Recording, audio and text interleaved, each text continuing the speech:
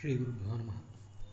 ಭಾಗವತದ ಮೊದಲ ಸ್ಕಂದದ 18ನೇ ಅಧ್ಯಾಯದ 37ನೇ ಶ್ಲೋಕದವರೆಗೆ ನಮ್ಮ ಶ್ರವಣ ಸಮಾಪ್ತ ಆಗಿದೆ. ಅಲ್ಲಿಂದ ಮುಂದೆ ಇವತ್ತು ನಾವು ಒಂದು ಕಥೆಯನ್ನು ಕೇಳಬೇಕಾಗಿದೆ.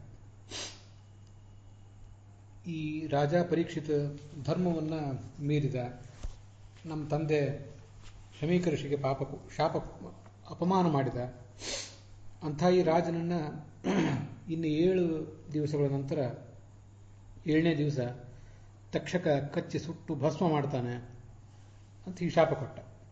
ಇದಾದ ಮೇಲೆ ಆ ಶೃಂಗಿ ಬಂದು ಅಳ್ಳಿಕ್ಕೆ ತೊಡಗಿದ. ಮುಕ್ತಕಂಠಃ ರೋಧ, ಜೋರಾಗಿ ಅಳ್ಳಿಕ್ಕೆ ತೊಡಗಿದ ಅಂತ. ಇಲ್ಲಿ ಧಕ್ಷತಿ ಸ್ಮ ಕುಲಾಂಗಾರಂ ಅಂತ ಒಂದು ಪ್ರಯೋಗ ಇದೆ. ಅದಕ್ಕೆ ಸ್ಮ ಅಂತ ಏನಿದೆ, ಸ್ಮ ಅನ್ನುವುದು ಪಾದಪೂರ್ಣ ಅನ್ನೋ ಅರ್ಥದಲ್ಲಿ ಇರುವಂಥದ್ದು. ಎಲ್ಲಿಯಾದರೂ ಒಂದು ಪಾದದಲ್ಲಿ ಒಂದು ಅಕ್ಷರ ಕಡಿಮೆ ಇದ್ದರೆ ಆವಾಗ ಧಕ್ಷತಿ ಸ್ಮ ಅಂತ ಹೀಗೆ ಪ್ರಯೋಗ ಮಾಡ್ತಾರೆ ಅಂತ ಇದು ಶ್ರೀಧರರು ಮಾಡಿರುವಂಥ ವ್ಯಾಖ್ಯಾನ.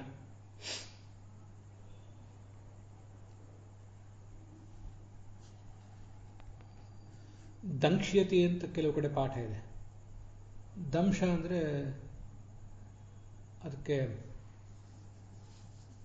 ಕಚ್ಚುವುದು, ಕಚ್ಚಿ ತಿನ್ನುವುದು ಅಂತ ಹೀಗೆ ಅರ್ಥ ಮಾಡಿದ್ದಾರೆ. ದಂಕ್ಷ್ಯತಿ ಅಂತ ಅನ್ನೋದ್ರ ಬದಲಾಗಿ ಧಕ್ಷ್ಯತಿ ಅಂತಿದ್ರೆ ಆವಾಗ ಸುಟ್ಟು ಭಸ್ಮ ಮಾಡುವುದು ಅಂತ ಅರ್ಥ ಆಗ್ತದೆ. ಮತ್ತು ಈಗ ನಾವು ಸುಟ್ಟು ಭಸ್ಮ ಮಾಡುವುದು ಅನ್ನೋ ಪಾಠವನ್ನೇ ಇಟ್ಕೊಂಡಿದ್ದೀವಿ. ಅದಕ್ಕೆ ಸ್ಮ ಅಂತ ಯಾಕೆ ಬಂತು ಅಂದರೆ ಒಂದು ಅಕ್ಷರ ಕಡಿಮೆ ಆಗಿರುವುದರಿಂದ ಪಾದಪೂರ್ಣಿಗಾಗಿ ಈ ಥರ ಹೇಳಿದ್ದಾರೆ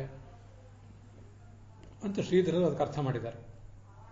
ನಮಗೆಲ್ಲ ಗೊತ್ತಿರುವಂತೆ ದಶರಥ ಶಾಸತಿ ಸ್ಮ ಅಂದರೆ ದಶರಥ ರಾಜ್ಯವನ್ನು ಆಳ್ತಾ ಇದ್ದ ಅಂತ ಅರ್ಥ ಆಗ್ತದೆ. ಸ್ಮ ಅಂತನ್ನುವುದು ವರ್ತಮಾನ ಕಾಲದ ಒಂದು ಲಕಾರದ ಜೊತೆಗೆ ಪ್ರಯೋಗ ಮಾಡಲ್ಪಟ್ಟಾಗ ಅದಕ್ಕೆ ಭೂತಕಾಲದ ಅರ್ಥ ಬರ್ತದೆ ಅಂತನ್ನೋದು ಪ್ರತಿಯೊಬ್ಬರಿಗೂ ಕೂಡ ಗೊತ್ತಿರುವಂತಹ ವಿಚಾರ.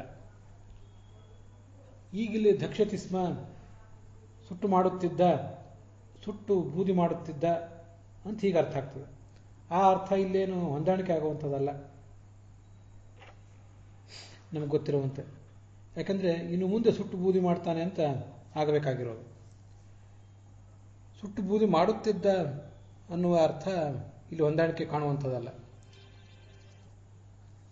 ಅದಕ್ಕಾಗಿ ಸ್ಮ ಅಂತನ್ನುವುದಕ್ಕೆ ಭೂತಕಾಲದ ಅರ್ಥವನ್ನು ಹೇಳುವ ಅಭಿಪ್ರಾಯ ಏನೂ ಇಲ್ಲ. ಅದು ಒಂದು ಅಕ್ಷರ ಕಡಿಮೆ ಆಗಿರುವುದನ್ನು ಅಡ್ಜಸ್ಟ್ ಮಾಡಲಿಕ್ಕಾಗಿ, ಹೊಂದಾಣಿಕೆ ಮಾಡಲಿಕ್ಕಾಗಿ ಹೇಳಿರುವಂಥ ಶಬ್ದ ಅಂತ ಶ್ರೀಧರರ ವ್ಯಾಖ್ಯಾನ ಇದೆ. ಇದಕ್ಕೆ ವಿಜಯಧ್ವಜರು ವ್ಯಾಖ್ಯಾನ ಮಾಡಿದ್ದಾರೆ. ಧಕ್ಷತಿ ಇತಿ ಋಟ್ ಸ್ಮ ಶಬ್ದ ಸಾಮರ್ಥ್ಯ ಅಥವಾ ಲೋಡರ್ಥೋ ಬೋಧವ್ಯ ಅಂತ. ಧಕ್ಷ್ಯತಿ ಅಂತ ಲೃಟ್ಲಕಾರ ಇದೆ, ಅದಕ್ಕೆ ಸ್ಮ ಅಂತ ಶಬ್ದ ಬೇರೆ ಇದೆ. ಅದರ ಸ್ಮ ಅನ್ನೋ ಶಬ್ದದ ಪ್ರಯೋಗದಿಂದ ಅದಕ್ಕೆ ಲೋಟ್ಲಕಾರದ ಅರ್ಥ ಇಟ್ಕೋಬೇಕು, ಇನ್ನು ಮುಂದೆ ಕಚ್ಚುತ್ತಾನೆ ಅಂತ ಅರ್ಥ ಅಂತ ಹೀಗೆ ಅದರ ಅರ್ಥ ಬರೀತಾರೆ ವಿಜಯಧ್ವಜರು. ಭೂತಕಾಲದ ಅರ್ಥವನ್ನು ಇಲ್ಲಿ ಹೊಂದಿಸ್ಲಿಕ್ಕೆ ಸಾಧ್ಯ ಇಲ್ಲ, ಅದರಿಂದ ಮುಂದೆ ಕಚ್ಚಲಿ ಅಂತ ಅದರ ಅರ್ಥ ತಾತ್ಪರ್ಯ ಗೊತ್ತಾಗ್ತದೆ. ಅಥವಾ ಮಹಾಭಾಗವತ ಈ ರಾಜ, ಅವನೇನು ಸಾಮಾನ್ಯನಲ್ಲ, ಅಂಥವನನ್ನೂ ಸುಟ್ಟು ಹಾಕುವಂಥ ಸಾಮರ್ಥ್ಯ ಇರುವುದು ಈ ತಕ್ಷಕನಿಗೆ ಅಂತಾದರೂ ಅರ್ಥ ಗೊತ್ತಾಗ್ತದೆ. ಹೀಗೆ ಇನ್ನೊಂದು ಅರ್ಥನೂ ಬರೆದಿದ್ದಾರೆ ವಿಜಯಧ್ವಜರು. ಯಾದವಾರ್ ಹೇಳ್ತಾರೆ, ಸ್ಮ ಇತ್ಯನೇನ ಸ್ವಸಾಕ್ಷೇವ ಪ್ರಮಾಣಂ ಇತಿ ದರ್ಶಯತಿ. ಸ್ಮ ಅಂದರೆ ಈ ತಕ್ಷಕನ ಸರ್ಪ ಬಂದು ಈ ಪರೀಕ್ಷಿತನೇನು ಕಚ್ಚಿ ಹಾಕ್ತದನ್ನಲ್ಲ, ಅದಕ್ಕೆ ನನ್ನ ಸಾಕ್ಷಿಯೇ ಪ್ರಮಾಣವಾಗಿದೆ ಅಂತ ಆ ಶೃಂಗಿ ಋಷಿ ಹೇಳುತ್ತಿದ್ದಾನೆ ಅಂತ ಅದರ ತಾತ್ಪರ್ಯ ಹೇಳಿದ್ದಾರೆ. ಇದು ಅಲ್ಲದೇನೆ ಸ್ಮ ಅಂತನ್ನುವುದಕ್ಕೆ ಒಂದು ಬೇರೆ ಅರ್ಥವೂ ಕೂಡ ಇದೆ, ಅದನ್ನು ನಾವು ಗಮನಿಸಬೇಕು. ಅವಧಾರಣ ಅಂತ ಅರ್ಥ. ಅವಧಾರಣ ಅಂತ ಅರ್ಥ ಇಟ್ಕೊಂಡಾಗ ಅದಕ್ಕೆ ಧಕ್ಷತಿ ಸ್ಮ ಅಂದರೆ ಭೂತಕಾಲದ ಅರ್ಥವನ್ನು ಇಟ್ಕೊಂಡು ನಾವಿಲ್ಲಿ ಚಡಪಡಿಸಬೇಕಾಗಿಲ್ಲ, ಮುಂದೆ ಖಂಡಿತವಾಗಿಯೂ ಕಚ್ಚುತ್ತಾನೆ ಅಂತ ಅದಕ್ಕೆ ತಾತ್ಪರ್ಯ ಹೇಳಬಹುದು. ಅದಕ್ಕೆ ಬೇರೆ ಬೇರೆ ಕಡೆ ಶಬ್ದಕಲ್ಪದ್ರುಮ ಮೊದಲಾದ ಬೇರೆ ಬೇರೆ ಕಾವ್ಯಗಳು ಅಲ್ಲಿ ಇಂಥ ಕೋಶಗಳಲ್ಲಿ ಈ ಪ್ರಯೋಗಗಳನ್ನು ಕೊಟ್ಟಿರುವುದು ಕೂಡ ಕಾಣಿಸ್ತದೆ. ಫಲೇತ್ ಮೂರ್ಧಾಸ್ಮ ತೇ ರಾಜನ್ ಸದ್ಯ ಶತಸಹಸ್ರಧ ಅಂತ ರಾಮಾಯಣದ ಒಂದು ಮಾತನ್ನು ಅಲ್ಲಿ ಉದ್ಧರಿಸ್ತಾರೆ.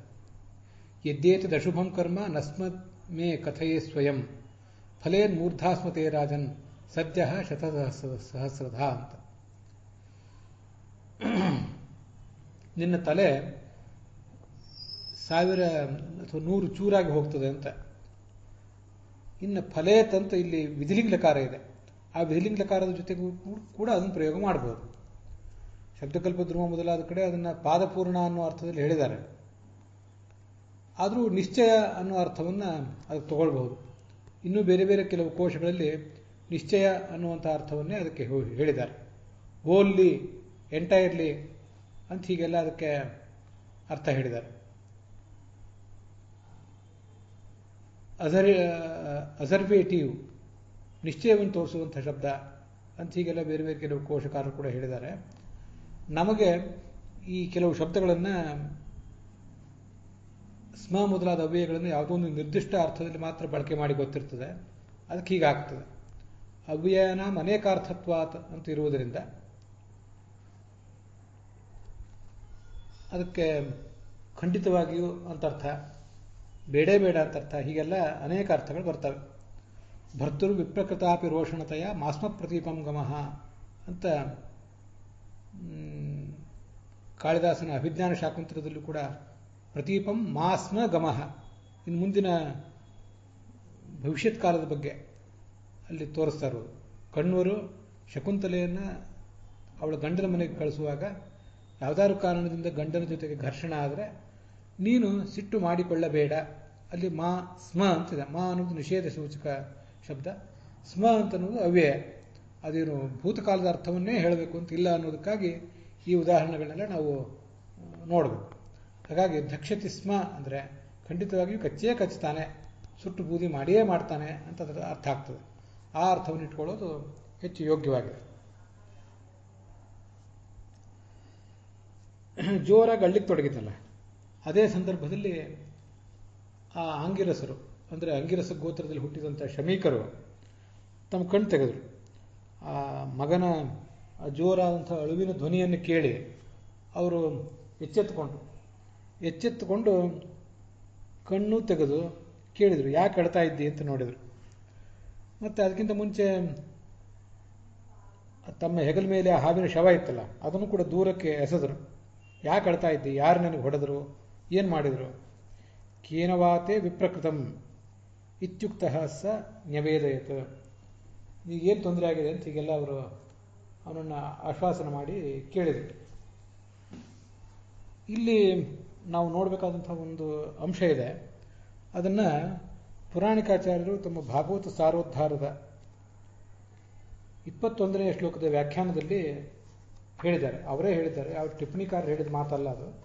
ಆದರೂ ನಾವು ಅದನ್ನು ಇಲ್ಲಿ ಇಟ್ಕೊಳ್ಬಹುದು. ರಾಜ ಪರೀಕ್ಷಿತ್ ಬಂದಾಗ ಶಮೀಕ ಮುನಿಗಳಿಗೆ ಎಚ್ಚರ ಆಗಲಿಲ್ಲ. ಯಾಕೆಂದರೆ ಅವರು ಅಸಂಪ್ರಜ್ಞಾತ ಸಮಾಜ ಸ್ಥಿತಿಯಲ್ಲಿದ್ದರು. ಅದು ನಮ್ಗೆ ಗೊತ್ತಿದೆ. ಅಸಂಪ್ರಜ್ಞಾತ ಸ್ಥಿತಿಯಲ್ಲಿದ್ದವರಿಗೆ ಎಚ್ಚರ ಆಗೋದೇ ಇಲ್ಲ, ಅದು ಸರಿ. ಹಾಗಿದ್ದಾಗ ಈ ಹುಡುಗ ತನ್ನ ಮಗ ಅಲ್ಲಿ ಬಂದು ಜೋರಾಗಿ ಅಳ್ಳಿಕ್ಕೆ ತೊಡಗಿದಾಗ ಅವರಿಗೆ ಎಚ್ಚರ ಹೇಗಾಯಿತು? ಅಂಥ ಸ್ಥಿತಿಯಲ್ಲಿದ್ದವರಿಗೆ ನಮ್ಗೆ ಗೊತ್ತಿರುವಂತೆ ಭೇರಿ ತಾಡನಾದರೂ ಕೂಡ, ಬಲವಾದಂಥ ಭೇರಿ ಶಬ್ದ ಆದರೂ ಕೂಡ ಎಚ್ಚರ ಆಗೋದಿಲ್ಲ ಅಸಂಪ್ರಜ್ಞಾತ ಸ್ಥಿತಿಯಲ್ಲಿದ್ದವರಿಗೆ. ಆದ್ದರಿಂದ ಈ ಹುಡುಗ ಅತ್ತಾಗ ಅದನ್ನು ಕೇಳಿ ಶುತ್ವ ಸುತ ವಿಲಾಪಿತಂ, ಅದನ್ನು ಅಳುವುದನ್ನು ಕೇಳಿ ಅಂತ ಹೀಗೆ ಅರ್ಥ ಇದೆಯಲ್ಲ. ಅಳುವುದನ್ನು ಕೇಳಿ ಅವರು ಎಚ್ಚೆತ್ತುಕೊಂಡ್ರೆ ಹೇಗೆ ಅಂತ ನಮಗೊಂದು ಪ್ರಶ್ನೆ ಬರ್ತದೆ. ಅದಕ್ಕೆ ಅಲ್ಲಿ ಪುರಾಣಿಕಾಚಾರ್ಯರು ಬರೀತಾರೆ 21ನೇ ಶ್ಲೋಕದ ವ್ಯಾಖ್ಯಾನದಲ್ಲಿ 68ನೇ ಪುಟದಲ್ಲಿ ಭಾಗವತ ಸಾರೋದ್ಧಾರದಲ್ಲಿ ಅದಿದೆ. ಅದನ್ನು ನಾವೆಲ್ಲರೂ ಕೂಡ ನೋಡ್ಬೋದು. ಶಮೀಕಂದು ಸಾಧಾರಣ ಸಮಾಜ ಸ್ಥಿತಿಯಾಗಿದ್ದರೆ ರಾಜ ಬಂದಾಗಲೇ ಎಚ್ಚರ ಆಗ್ತಿತ್ತು. ಆಗಿಲ್ಲ ಅಂದರೆ ಅವನು ಅಸಂಪ್ರಜ್ಞಾತ ಸ್ಥಿತಿಯಲ್ಲಿದ್ದಾನೆ ಅಂತ ಗೊತ್ತಾಗ್ತದೆ.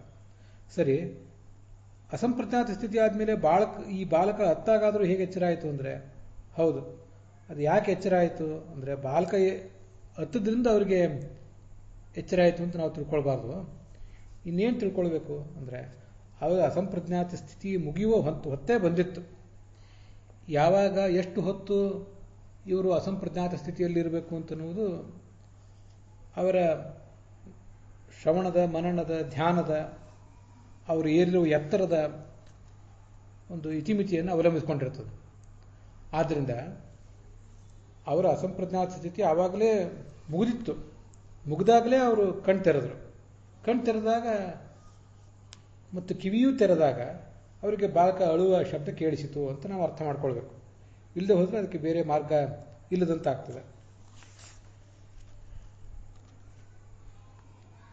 ಇದನ್ನು ಕೂಡ ಅಲ್ಲಿ ಭಾಗವತ ಸಾರೋದ್ಧಾರದಲ್ಲಿ ವಿಷ್ಣು ತೀರ್ಥರೇನು ಹೇಳಿದ್ದಲ್ಲ, ಅದನ್ನು ಸ್ವಯಂ ಪುರಾಣಿಕಾಚಾರ್ಯ ತಾವೇ ಹೇಳಿದ್ದಾರಷ್ಟೆ.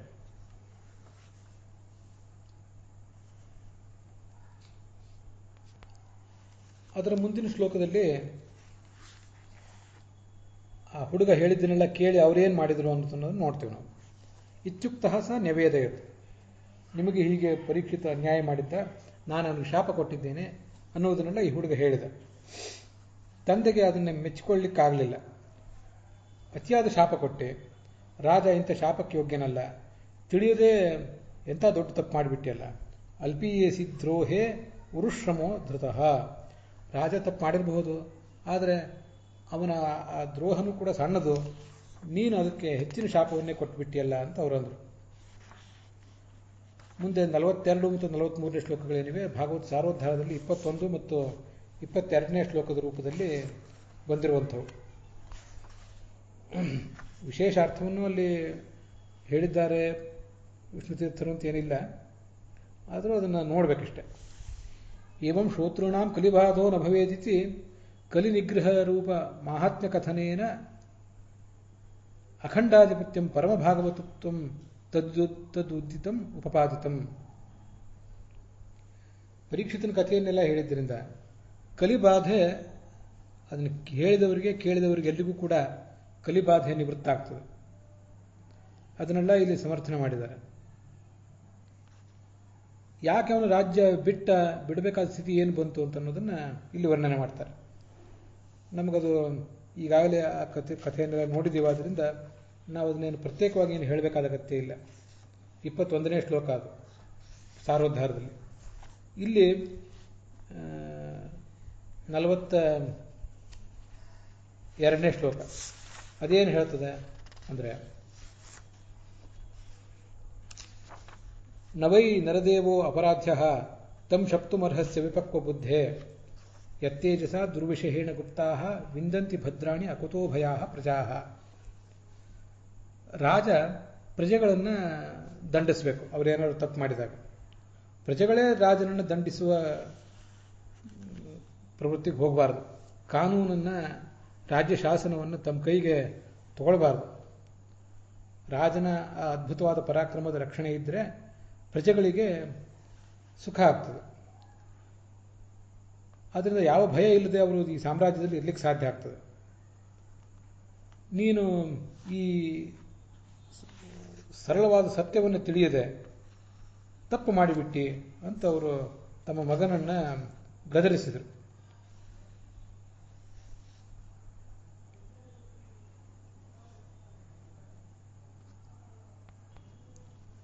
ಅದರ ಮುಂದಿಂದು 43ನೇ ಶ್ಲೋಕ ಅರಕ್ಷಮಾಣೆ ನರದೇವನಾಮ್ನಿ ಅಂತ. ನರದೇವನಾಮ್ನಿ ರಥಾಂಗಪಾಣವು, ರಾಜ ಎಂಬ ಹೆಸರಿನಿಂದ ರಾಜನ ಒಳಗೆ ನಿಂತು ಈ ಚಕ್ರಧರನಾಥ ನಾರಾಯಣ ಪ್ರಜೆಗಳನ್ನು ಕಾಪಾಡ್ತಿರ್ತಾನೆ. ಪ್ರಜೆಗಳನ್ನು ಅವನು ನೇರವಾಗಿ ಕಾಪಾಡ್ತಾನೆ ಅಂತಿಲ್ಲ, ನೇರವಾಗಿ ಕಾಪಾಡುವಂತಹ ಅನೇಕ ಪ್ರಸಂಗಗಳಿವೆ, ಅನೇಕ ಯುಗಗಳಿವೆ. ಈಗೆಲ್ಲ ಆತ ಈ ರಾಜರ ಒಳಗೆ ನಿಂತುಕೊಂಡು ಪ್ರಜೆಗಳಿಗೆ ರಕ್ಷಣೆ ಒದಗಿಸ್ತಾನೆ. ರಾಜರಾಜೇಶ್ವರಿ ತ್ಯಾಹು ಮುನೇಶ್ಚಕ್ರವರ್ತಿನ ಚತುರ್ಭುಜೋ ಜುಗೋಪೈತತ ದುಷ್ಟರಾಜನ್ಯನಾಶಕ ಅಂತ ಭಾಗವತ ತಾತ್ಪರ್ಯದಲ್ಲಿ ರಾಜರಾಜೇಶ್ವರ ಅನ್ನೋ ಭಗವಂತನ ರೂಪವನ್ನು ವರ್ಣನೆ ಮಾಡ್ತಾರೆ. ಚಕ್ರವರ್ತಿಷು ಸಂಸ್ಥಿತ, ಚಕ್ರವರ್ತಿಗಳಲ್ಲಿ ಇದ್ದು ಅವನು ಈ ಪ್ರಜೆಗಳನ್ನೆಲ್ಲ ರಕ್ಷಣೆ ಮಾಡ್ತಾನೆ ಅಂತ ಅಲ್ಲಿ ನಮ್ಗೆ ಕಾಣಿಸುವಂಥ ಮಾತು. ಹೀಗೆ ನರದೇವನಾಮ್ನಿ ರಥಾಂಗಪಾಣವು, ನರದೇವ ಎಂಬ ಪ್ರತೀಕವನ್ನು ಇಟ್ಟುಕೊಂಡು ಒಳಗೆ ಈ ಚಕ್ರಪಾಣಿಯಾದ ಭಗವಂತ ಇರ್ತಾನೆ. ಅವನು ರಕ್ಷಿಸಿದ್ರೆ ಜಗತ್ತಿಗೆ ಉಳಿಗಾಲವಿದೆ, ಅವನಿಲ್ಲದೆ ಹೋದರೆ ಚೋರ ಪ್ರಚುರ, ಎಲ್ಲ ಕಡೆ ಕಳ್ಳರೇ ತುಂಬಿಕೊಳ್ತಾರೆ.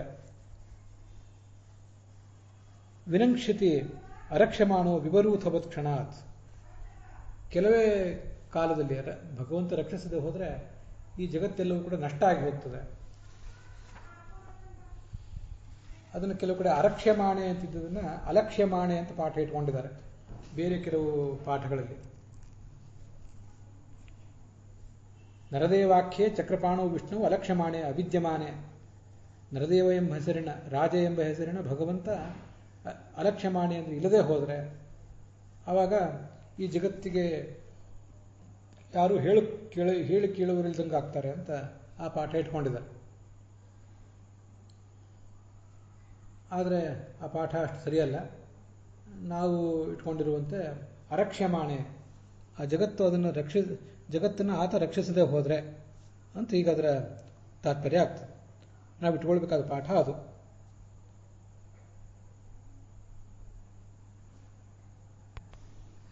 ಈ ಪರೀಕ್ಷಿತ್ ತಾನು ತನ್ನ ಅರಮನೆಗೆ ಹೋಗುವಾಗ ಪಶ್ಚಾತ್ತಾಪ ಪಟ್ಟದ್ದನ್ನೆಲ್ಲ ಅಲ್ಲಿ ವಿಷ್ಣು ತೀರ್ಥರು ಕೂಡ ವರ್ಣಿಸಿದ್ದಾರೆ.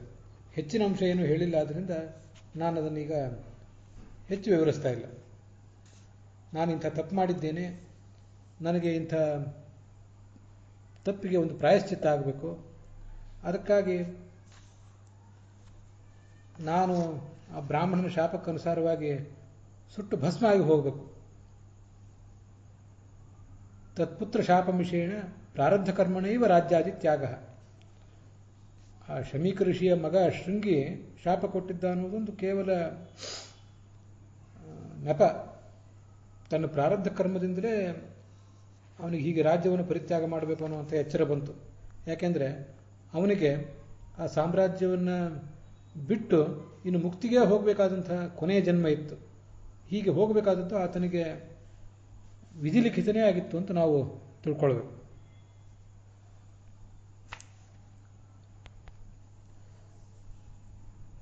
ಇಲ್ಲಿ ತದೈವ ಚೋರಪ್ರಚುರೋ ವಿನಂಕ್ಷತಿ ಅರಕ್ಷ್ಯಮಾಣ ವಿವರೂಥವತ್ ಕ್ಷಣಾತ್ ಅಂತ ಹೀಗೆ ಪಾಠ ಇದೆ. ವಿವರೂಥವತ್ ಅಂದ್ರೆ ಏನು, ಆ ವರೂಥ ಅಂದ್ರೆ ಏನು, ಅದರದ್ದೆಲ್ಲ ಅರ್ಥವನ್ನು ನಾವು ಅದಷ್ಟು ನೋಡಬೇಕು. ವಿವರೂಥ ಅಂತ ನಾವು ಪಾಠ ಇಟ್ಕೊಂಡಿದ್ದೀವಲ್ಲ, ಅನೇಕ ಜನರು ಅವಿವರೂಥವತ್ ಅಂತ ಪಾಠ ಇಟ್ಕೊಂಡಿದ್ದಾರೆ. ಶ್ರೀಧರರು ಮೊದಲಾದವರು. ಅವಿ ಅಂದರೆ ಕುರಿಗಳು, ಅವುಗಳ ವರೂಥ ಅಂದರೆ ಸಮೂಹ ಅಂತ ಹೀಗೆ ಅರ್ಥ ಹೇಳ್ತಾರೆ. ಕುರಿಗಳ ಸಮೂಹದಂತೆ ಚೋರ ಈ ತೋಳಗಳ ದಾಳಿ ಆದರೆ ಕುರಿಗಳ ಸಮೂಹ ಹೀಗೆ ಉಳಿಯಲಾರದು, ಹಾಗೆ ವೃಕಪ್ರಚುರ ಅವಿಸಂಘವತ್ ಅಂತ ಅರ್ಥ ಬರೀತಾರೆ ಶ್ರೀಧರರು ಕೂಡ. ತೋಳರ ದಾಳಿಗೆ ತುತ್ತಾದ ಕುರಿಗಳ ಸಮೂಹದಂತೆ ಈ ಪ್ರಜೆಗಳೆಲ್ಲರೂ ಸತ್ತು ಹೋಗಿಬಿಡ್ತಾರೆ ಅಂತ ಅದರ ಅರ್ಥ. ಹೀಗೆ ಅವಿವರೂಥವತ್ ಅಂತ ಬೇರೆಯವ್ರದ್ದೆಲ್ಲ ಪಾಠ. ಇದಕ್ಕೆ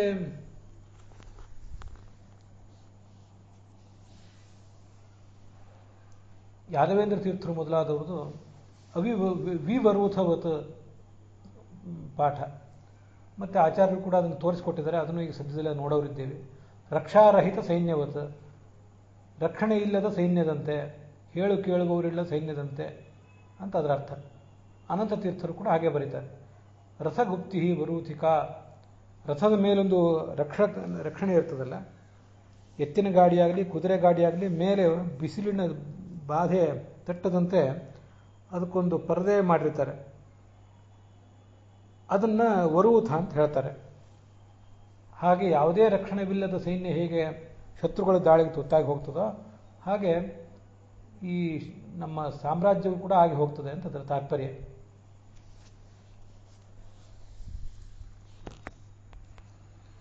ಆಚಾರ್ಯರ ತಾತ್ಪರ್ಯ ಹೀಗಿದೆ ಇಲ್ಲಿ, ಸೇನಾ ವರೂಥಿನಿ ಪ್ರೋಕ್ತ ವರೂಥೋ ಗುಪ್ತಿರುಚ್ಯತೆ ಅಂತ. ಕೆಲವು ಕಡೆ ವರೂಥಿನಿ ಅಂತಿದೆ, ಕೆಲವು ಕಡೆ ಪರಾಕಿಣಿ ಅಂತಿದೆ. ಹೀಗೊಂದು ಅಭಿಧಾನವನ್ನು ಆಚಾರ್ಯರು ಕೋಟ್ ಮಾಡ್ತಾರೆ. ಈ ಸೈನ್ಯಕ್ಕೆ ಪರಾಕಿಣಿ ಅಂತ ಹೆಸರು ಕೇಳಿ ಬರ್ತದೆ. ಸೈನ್ಯದ ರಕ್ಷಣೆಗೆ ವರೂಥ ಅನ್ನೋ ಹೆಸರು ಕೇಳಿ ಬರ್ತದೆ. ಇದಲ್ಲದೆ ಕುದುರೆ ಗಾಡಿ, ಎತ್ತಿನ ಗಾಡಿ ಮೊದಲಾದವುಗಳಿಗೆ ಮೇಲೊಂದು ಹೊದಿಕೆಯನ್ನು ಹೊದಿಸಿರ್ತಾರೆ, ಅದನ್ನು ಕೂಡ ವರೂಥ ಅಂತ ಹೇಳ್ತಾರೆ ಅಂತ ಹೀಗೆ ನಮಗೆ ಕೇಳಿ ಬರ್ತದೆ. ಅದೇ ಇಲ್ಲಿ ಪರಾಕಿಣಿ ಅಂತ ಕೆಲವು ಕಡೆ ಪಾಠ ಇದೆ, ವರೂಥಿನಿ ಅಂತ ಇನ್ನು ಕೆಲವು ಕಡೆ ಪಾಠ ಇದೆ.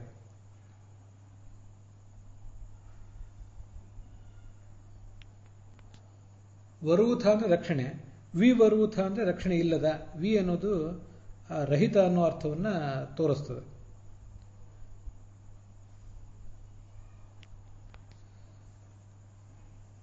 ಸೇನಾ ವರೂಥಿನಿ ಪ್ರೋಕ್ತ ಅಂತ ಋಷಿಕೇಶ ತೀರ್ಥರ ಪಾಠ ಇದೆ. ಅಲ್ಲಿ ವರೂಥ ಅಂದರೆ ರಕ್ಷಣೆ ಅಂತ ಅರ್ಥ. ವರೂಥಿನಿ ಅಂದರೆ ರಕ್ಷಣೆಯುಳ್ಳ ಅಥವಾ ರಕ್ಷಕನಾದಂಥ ಒಬ್ಬ ಕಮಾಂಡರ್, ಸೇನಾಪತಿ ಉಳ್ಳಂಥ ಸೈನ್ಯ ಅಂತ ಹೀಗೆ ಅರ್ಥ ಆಗ್ತದೆ. ಸೇನಾ ರಕ್ಷಾ ವರೂಥಸ್ಯಾತ್ ಅವರೋಧೋ ನಿವೇಶನಂ ಅಂತ ವಿಜಯಧ್ವಜರು ಅಲ್ಲೊಂದು ಕೋಶವನ್ನು ಕೂಡ ಉದ್ಧರಿಸ್ತಾರೆ. ಸೈನ್ಯದ ರಕ್ಷಣೆಗೆ ವರೂಥ ಅನ್ನೋ ಹೆಸರನ್ನು ಹೇಳ್ತಾರೆ ಅಂತ. ಯಾದವಾರ್ಯರ ವ್ಯಾಖ್ಯಾನದಲ್ಲಿ ಕೂಡ ವರೂಥಿನಿ ಅನ್ನೋ ಪಾಠ ಸರಿಯೋ ಅಥವಾ ಪರಾಕಿಣಿ ಅನ್ನೋ ಪಾಠ ಸರಿಯೋ ಅಂತ ಅನ್ನೋದ್ರ ಬಗ್ಗೆ ಹೆಚ್ಚಿನ ಮಾಹಿತಿಯನ್ನು ಸಿಗೋದಿಲ್ಲ.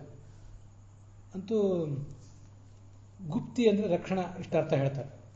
ವಿಗತಃ ವರೂಥಃ, ಯಾವುದಕ್ಕೆ ರಕ್ಷಣೆ ಇಲ್ಲವೋ, ಯಾವ ಸೈನ್ಯಕ್ಕೆ ರಕ್ಷಕರನಾದಂಥ ಒಬ್ಬ ನಾಯಕನಿಲ್ಲವೋ, ರಕ್ಷಣೆ ಮಾಡಲಿಕ್ಕೆ ಬೇಕಾದಂಥ ಉಳಿದ ಅನುಕೂಲಗಳಿಲ್ಲವೋ ಅದನ್ನು ವರೂಥಿನಿ, ವಿವರೂಥಿನಿ ಅಂತ ಅನ್ಬೇಕು, ಹೀಗೆ ಅರ್ಥ ಬರೀತಾರೆ. ಯಾದವಾರ್ಯರ ವ್ಯಾಖ್ಯಾನದ ಪುಸ್ತಕ ನಿಮ್ಮ ಹತ್ರ ಅರ್ಥ ಆದರೂ ಇದ್ದರೆ ಅಲ್ಲಿ ಒಂದು ತಿದ್ದುಪಡಿ ಮಾಡ್ಕೊಳ್ಬೇಕು. ಅತ್ರ ವಿವರೂಥವದಿತಿ ವಿಚ್ಛಿದ್ಯ ಮೇಘ ಸಂಘವತ್ ಇತಿ ವ್ಯಾಖ್ಯಾನಂ. ಈಗಾಗಲೇ ಕೆಲವರು ಪದಚ್ಛೇದ ಮಾಡ್ಕೊಂಡದನ್ನು ನಾನು ಹೇಳಿದೆ. ಅವಿವರೂಥವತ್ ಅಂತ.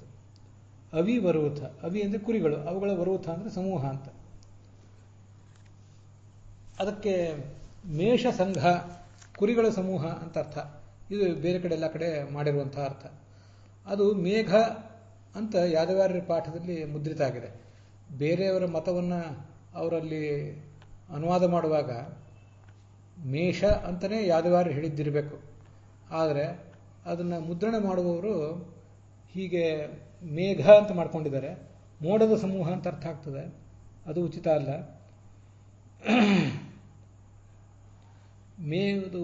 ಮೇಷ ಸಂಘವತ್, ಕುರಿಗಳ ಸಮೂಹದಂತೆ ಅಂತ ಹೀಗೆ ಅರ್ಥ ಆಗಬೇಕು. ಇವತ್ತಿನ ಕೋಶದಲ್ಲೂ ಕೂಡ ವರೂಥ ಅಂದರೆ ಪ್ರೊಟೆಕ್ಷನ್ ಅಂತ ಹೀಗೆಲ್ಲ ಅರ್ಥ ಇದೆ.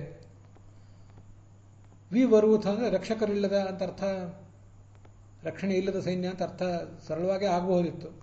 ಆದರೆ ಎಲ್ಲರೂ ಕೂಡ ಅವಿವರೂಥ ಅಂತ ಪಾಠ ಇಟ್ಕೊಂಡು ಬಿಟ್ಟಿದ್ದಾರೆ. ಆದ್ದರಿಂದ ಅವರಿಗೆ ಅದು ಗೊತ್ತಾಗಲಿಲ್ಲ ಅಷ್ಟೆ.